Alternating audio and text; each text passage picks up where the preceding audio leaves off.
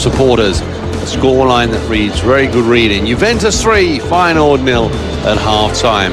This is the half that Juventus have dominated, and they took the lead in this game with a goal that came after just 3 minutes. Feyenoord was split open. They certainly were, and then added insult to injury by making a terrible mistake in the middle. Van Ginkel losing his footing and allowing Del Piero the easiest goal. Probably easier to score than to balance on the top there. Well, you see it's just set up for him, and he has no problem just sticking it up in the roof of the net for 1-0. And then in the 10th minute, Juventus given a penalty. Zidane was the player who was upended. There was no real doubt about that. And it was Del Piero again from the penalty spot. And making no mistake, given a great opportunity to get 2 goals in 11 minutes, he's not about to miss that one. And that effectively killed off Feyenoord, if you will, in the reality of the game. But if that didn't do it in reality, how about this? Look at this tremendous ball from Dimas into Inzaghi, right between 2 defenders. He traps it into space and finishes it with great poise and accuracy. And that gave them their 3rd goal in... Have been told to send off players who deliberately stop a goal with their hand.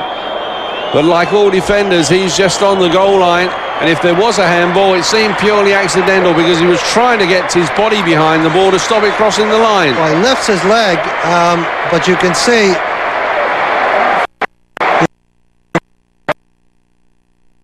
You can see he's got his hand out here too. If we can see it better in this angle. It does look to me like he did handle it. He tried to move his body towards it, but the hand moved ever so imperceptibly. And so Delivio goes off after we had been talking about how well he's been playing. John-Paul Van Hastel, who scored twice against FC Jazz from the penalty spot, brings Feyenoord back into this game with a goal in the 58th minute, again from the penalty spot. Well, all kinds of excitement in this game. 2 penalties, some great goals. Now 6 cards given out, and a red card among them. But a beautiful piece of finishing. Upper corner, slammed into the roof of the net. Peruzzi guessed right, but didn't make any difference. And now you got to think, with 32 minutes to go, Mike, and a man up. Peruzzi under pressure. And good handling there from the Italian international goalkeeper. But a good challenge put in by Cruz, too. Julio Cruz. Now Inzaghi. He's going to have to go on his own. Waiting for support at the moment.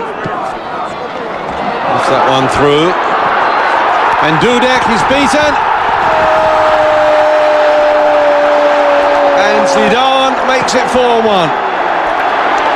What a marvelous piece of finishing by Zidane, and I got to give a lot of credit to Inzaghi. Mike, you mentioned he's got to go it alone, and he did have to go it alone for a bit, but he waited for some help and then played a wonderful 1-2. But look at Zidane come from behind the defender. Now watch this little flick off the outside of his foot. Beautiful little flick over the keeper. Zidane knew he had only 1 chance, and that was to get inside and have it literally outside of the flick, a shot on goal, and that's all it took, that sort of grace and finesse, and that certainly puts this game on ice for Juve. Here it comes again, over the top, again outpacing the defense. It is slow to come back and cut him out. It looked like Van Hastel thought there were no problems there, but Dudek came late, and Zidane. Dudek, they're asking for a 3-man wall and just trying to ensure that they are going to cover that near post for him. No Del Piero, no Zidane.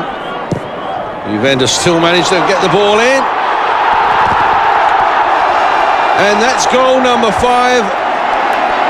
Birandelli, the goal scorer, but you've got to put that down as a goalkeeping error. A disaster there for Dudek. He seemed to set the wall right, and look at this. Got his body behind the ball, and then look at the spin on it. Well, hard to know if he takes his eye off the ball here, because he looks like he might look up. Yeah, he does look up. I thought he did. He's looking up to see who's coming at him. And, of course, who was coming at him is you-know-who, number 9 in Ghazi. But we could see from that other angle that although his positioning was good and he was covering the ball, his eyes came off the ball as he sensed...